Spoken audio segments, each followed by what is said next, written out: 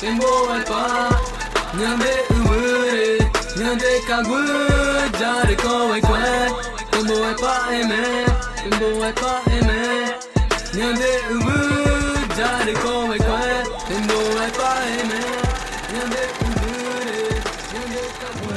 Eu sou Miriam Marcolino dos Santos, depois de casada. Eu sou professora, especialista em surdo, né? E voltei a ser estudante. Tenho 51 anos, sou filha da Maria Joana e do Wilson. Eles têm 3 filhas, eu sou a caçula. O meu pai, ele é da Casa Verde. O pai do meu pai, ele veio do interior com a minha avó. Contam eles que a minha avó era fugida, porque ela fugiu para casar com meu avô, né? Que meu avô é negro e a minha avó é filha de italiana, né? De uma italiana. Essas são as histórias que a gente ouve na família, né? Sim. Então, quando eles chegaram em São Paulo, eles mudaram aqui para Casa Verde, só que a Casa Verde, o terreno era caro, então eles foram comprar lá na Vila Nova Cachoeirinha, que era um pouco mais para dentro, no Jardim Santa Cruz. Em relação à minha mãe, a minha mãe veio do interior com a mãe dela, ela tinha 1 aninho. São José da Bela Vista. E quando eles chegaram, a minha mãe e a minha avó, os meus avós, eles se alocaram aqui para a região da freguesia do Ó, né? Minha mãe disse que ela foi batizada pelo padre, acho que é Neno, na igreja da Matriz, né? Que é onde eu moro perto agora. E a minha mãe fala que ela e a irmã, elas sempre mudaram muito, né? Foram até para a Zona Leste, que é onde eles conseguiram comprar um terreno, porque os pais delas, eles tinham muito problema de relacionamento, então eles se separavam, né? Alguma coisa assim. E ela disse que ela morou muito tempo com a irmã dela em Cortiço, ali na Bela Vista. Trabalhou um tempo com a mãe dela numa casa de uma senhora que, inclusive, hoje é do lado do meu trabalho. Eu até passo lá de vez em quando e lembro das histórias que minha mãe conta. Então, minha avó, ela depois que separou do meu avô mesmo, meu avô, que é o Agenor Flávio, ele, segundo a minha mãe conta, ele morreu indigente. Não, às vezes até penso que ele foi para Perus, porque o modo como a história é contada, parece que ele era um boêmio, o pai da minha mãe, né? Agenor Flávio. A minha mãe, quando foi se casar, que ela precisou da autorização lá, porque ela tinha 17 anos, ela foi atrás dele lá na região onde tem os cortiços, ali no centro. E ela disse que quando ela foi lá procurar ele era um carroceiro, o pai dela. E aí que ele... disseram para ela que ele tinha morrido, e aí ela correu atrás para ver, aí disse que ele tinha sido enterrado como indigente, mas que muita gente dava informação para ele, porque como ele era boêmio, ele tocava violão, ele aprendeu a tocar sozinho, né? Então ele tocava violão e andava com uma carroça, então ela teve algumas informações dele, assim. Aí eu pensei nessa questão de Perus, porque acho que era para lá que eles levavam os que não entravam na linha, né? Ele era alcoólatra. Você perguntou do meu pai e da minha mãe, e eu falei dos meus avós, né? Sim. A minha avó, a mãe da minha mãe, ela voltou a casar e construiu família, casou com um homem branco e construiu nova família, teve as meninas. Eu tenho minhas tias que são por parte de mãe, né? Elas são irmãs da minha mãe, mas não são filhas do casal, né, dos pais da minha mãe. Onde existe esse quintal, aqui no Jardim Santa Cruz, o meu avô, quando ele saiu da Casa Verde, ele comprou nesse lugar. Hoje ele é um quintal, usos e frutos. vai passando gerações ali, vai morando, quem precisa, né? Porque aí não precisa pagar aluguel. Então, nesse quintal, que meu pai foi morar enquanto criança, com os pais dele, eles eram muitos filhos, eram 12, eu achei. E aí, a casa de trás era onde a minha avó se reconstruiu família, com esse senhor, seu José Branco, né?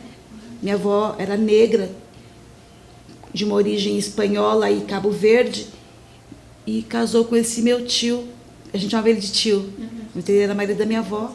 E aí, disse que a minha mãe conta que a minha avó olhava, mexia com meu pai de longe ali e falava, você vai ser meu genro.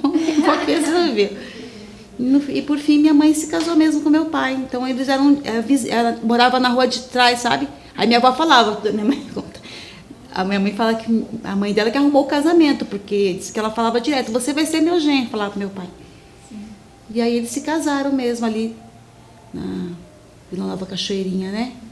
O meu pai sempre foi de baile. Meu pai é de baile, do jogo de futebol de várzea. Meu pai fez carreira no Fronteira, um time que é lá da Zona Norte. E eles iam jogar fora, voltava com o caminhão, com a taça, eu lembro, eu era criança, mas eu lembro os caminhões que eles voltavam com a taça de prêmio mesmo, tinha ido jogar em Perus, tinha ido jogar não sei aonde.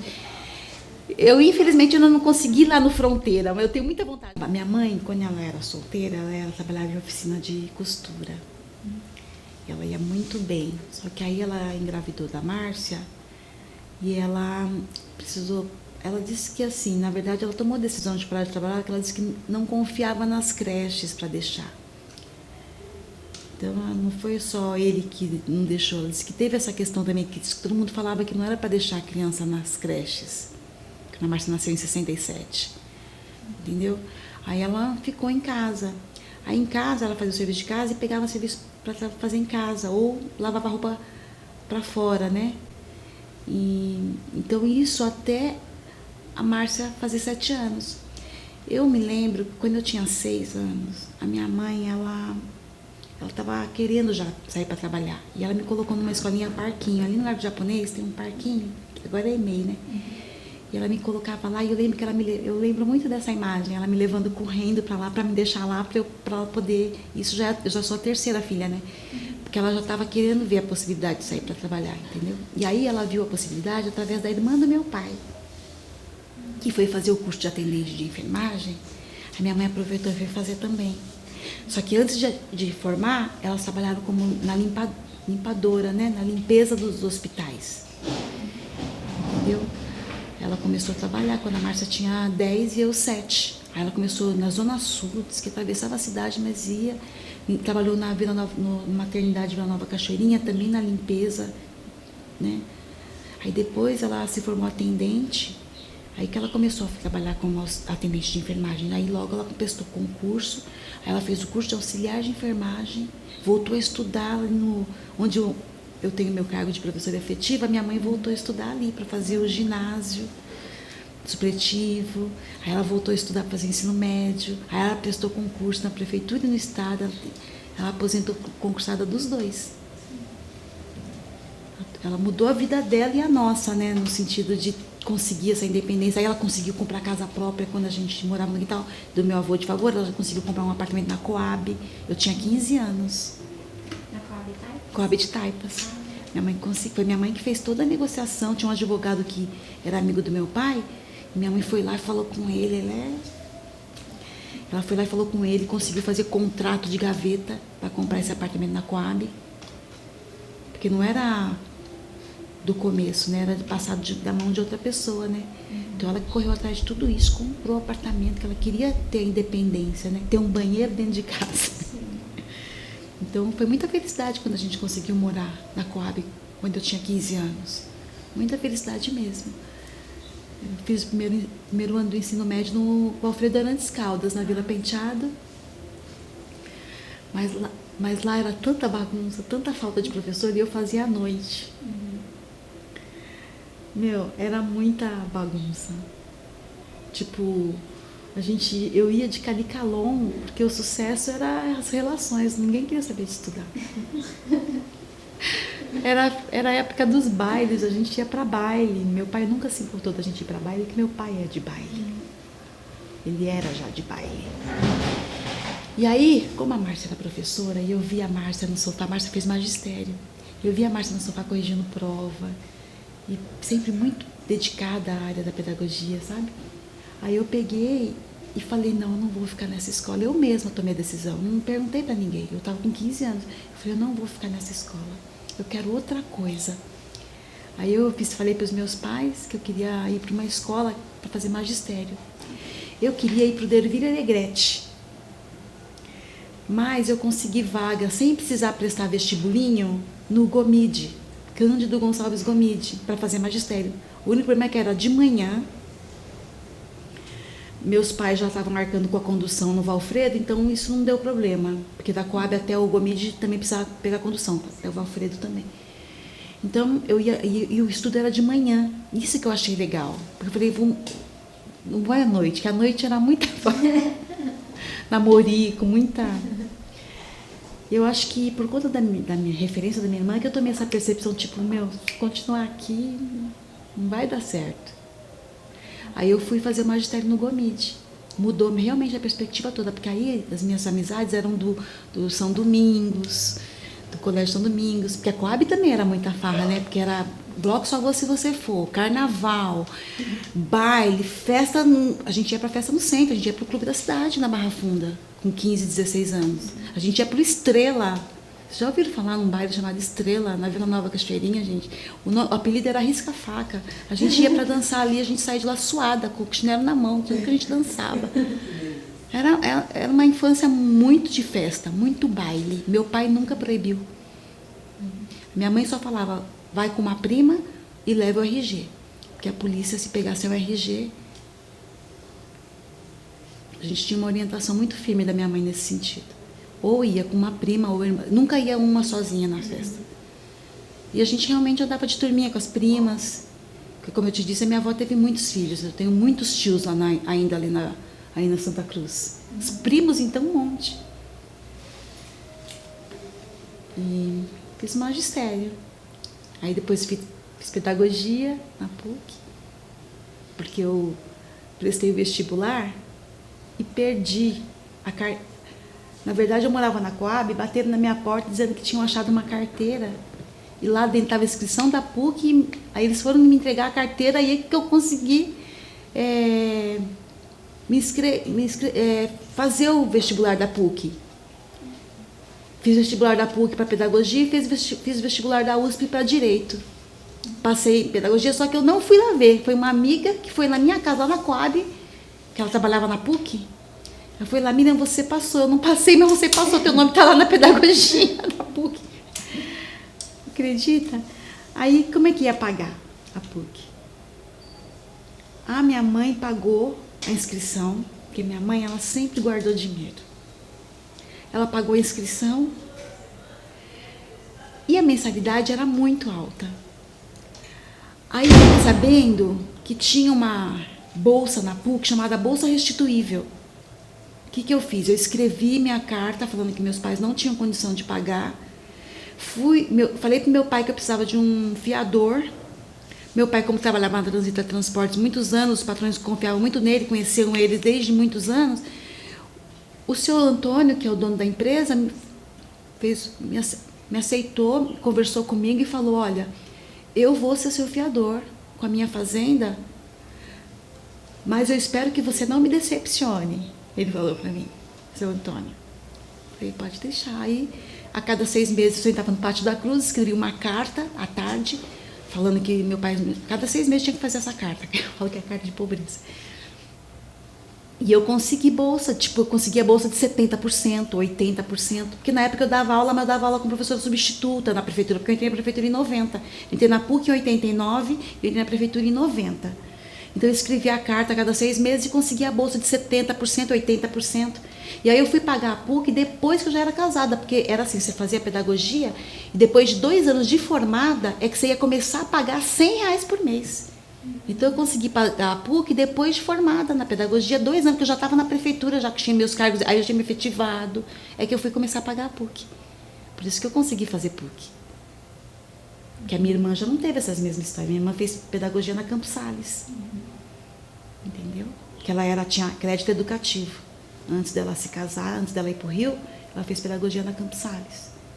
Que era bem mais... uma faculdade bem menos renomada, né? Eu já tive toda essa possibilidade, que na verdade eu tinha uma estrutura já boa, porque as minhas irmãs começaram a trabalhar cedo em casa de família, a minha mãe voltou a trabalhar, meu pai sempre trabalhou na Transita Transportes, né? Então eu tive um suporte, por isso que eu falo às vezes que, eu ouvi dizer, não sei se é a Djamila que fala que mulher negra não tem privilégio, ela tem vantagem, eu acho que eu tive vantagens, porque eu fui a única que fui trabalhar, que fui estudar de manhã. Eu não trabalhei em casa de família, minhas duas irmãs trabalharam, eu comecei dando aula, meu primeiro emprego foi numa escolinha na trilha do Gomide, na trilha do trem de Pirituba, tinha uma escolinha de uma colega que eu fui fazer estágio, eu tenho foto da sala de aula, tenho foto dessa escolinha, foi meu primeiro emprego, eu já tinha 16, 17 anos, e era em sala de aula. Por isso que eu digo que eu tive vantagens. Né? Eu fico resgatando essas fotos. Né? Eu tô cursando história, então eu tô gostando dessa ideia de resgatar fotos. É tão bom, né? Você vai retomando sua história, né? Sua vida, tudo que você passou, o que fizeram por você. Essas duas são as minhas rainhas, essas duas aí. Elas são insuportáveis, mas elas pegam no meu pé pra caramba. Mas elas são as minhas referências, assim, né? Minhas referências. Meu alicerce mesmo, são essas duas aí. Eram 3, né? Mas uma partiu em 2017, mas ela também era porreta, viu? Autônoma, fez 2 faculdades, não fez pedagogia, que ela saiu do trilho mesmo. Ela fez economia, um curso meio para homem, né? Na época. Depois fez contábeis, ela mesma autônoma, prestou concurso na prefeitura, falou que passou ela para trabalhar administrativo. Aí ela falou assim, olha,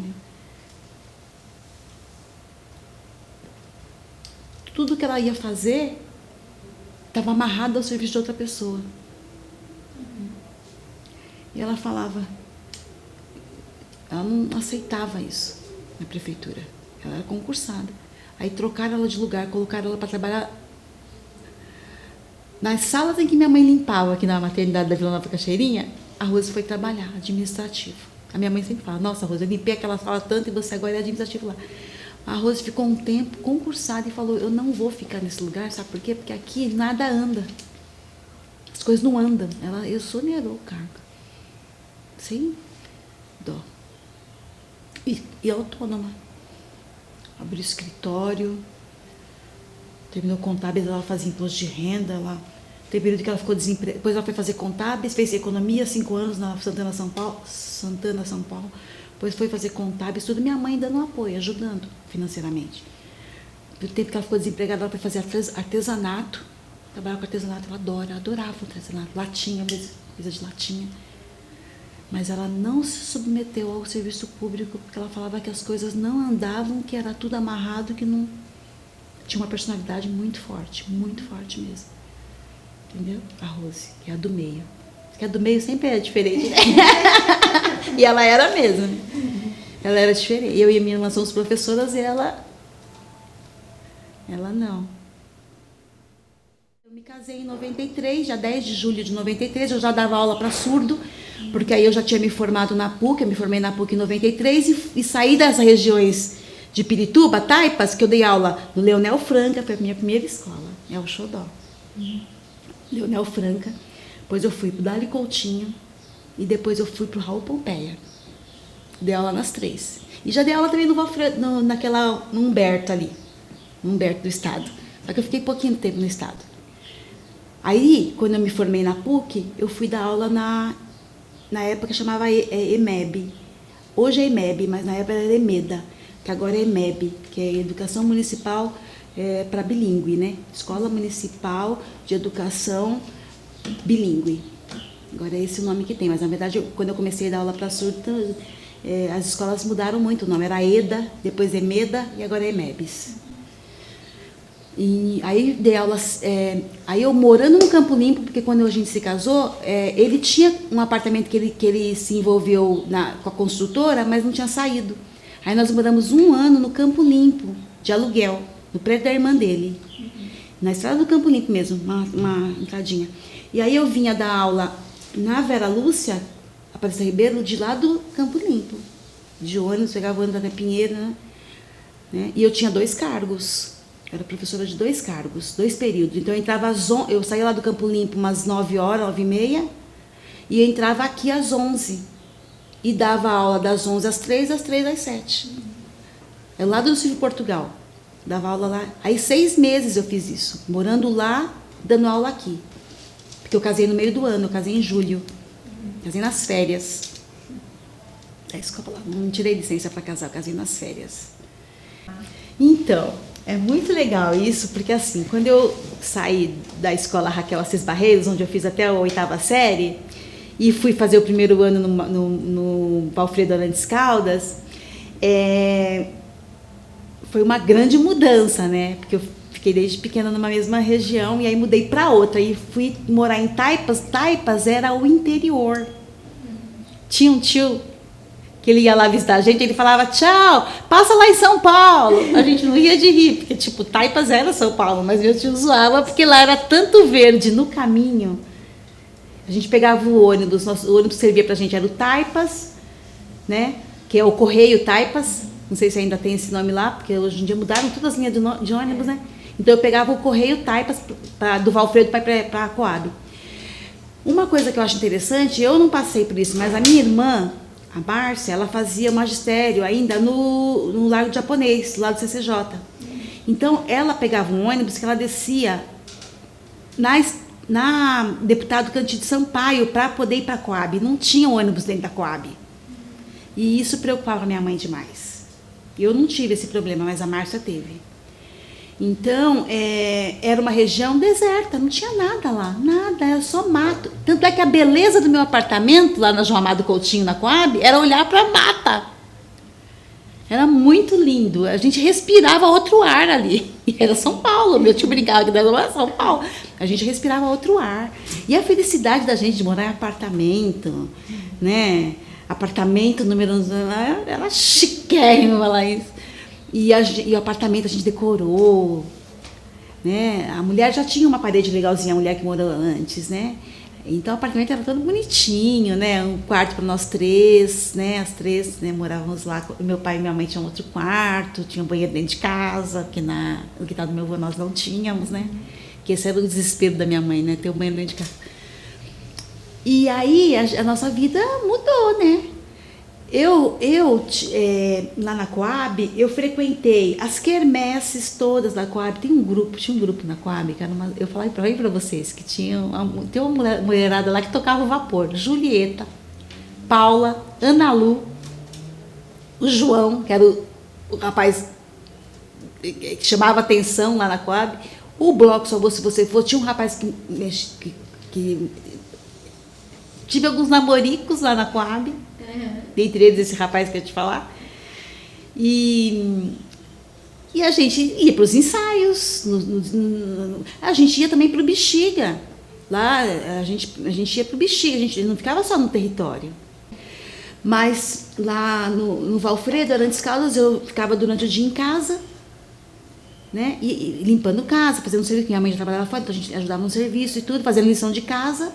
E à noite ia para o Valfredo Arantes Caldas. O percurso era o ônibus Taipas, e é o que eu estou te falando. Não tinha toda aquela população gigante que tem hoje, que eu passei lá recentemente. Tudo era verde. E a minha mãe também começou a trabalhar na creche do Guarani. Minha mãe trabalhou naquela creche do Guarani. Muitos anos. Minha mãe é uma excelente auxiliar de enfermagem em creche, em hospital.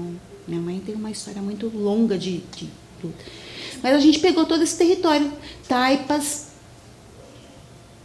Jaraguá, eu passava para ir para Franco da Rocha. Eu pegava já com novinha, já eu ia visitar minha tia, a irmã da minha mãe, de pai e mãe, em Franco da Rocha. Sempre fui. Então eu ia para Jaraguá para pegar trem, para ir para Franco da Rocha. Isso depois que eu já estava morando novinha. Antes de morar até na Coab, eu já ia de trem. no Franco da Rocha. Meus pais iam e eu também já cheguei aí sozinha de trem. Meu padrinho, né? Minha madrinha e meu padrinho. Franco da Rocha. Então, Jaraguá era assim.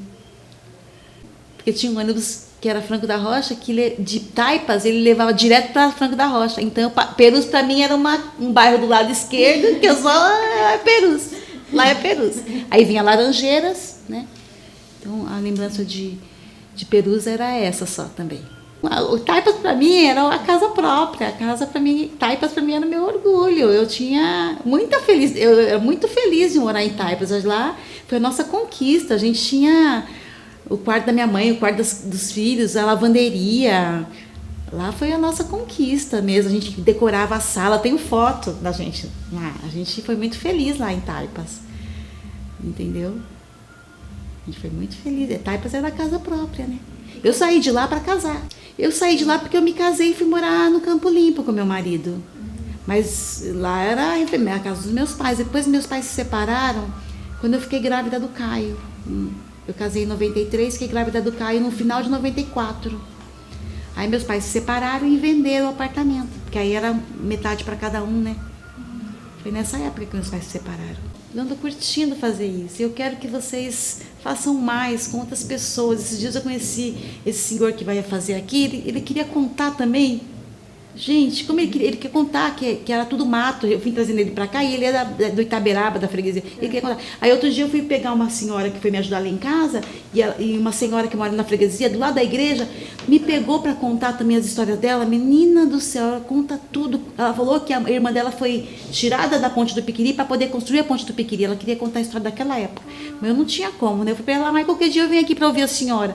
Ou seja, eu sou nova, de 50 e poucos anos, mas tem as pessoas que estão mais 80 e pouco, já queria correr para colher nas histórias. Muita gente querendo falar. Isso, precisa. Esse trabalho de vocês é maravilhoso. Por isso que eu me empolguei. Fiquei muito lisonjeada da Suerda ter me convidado.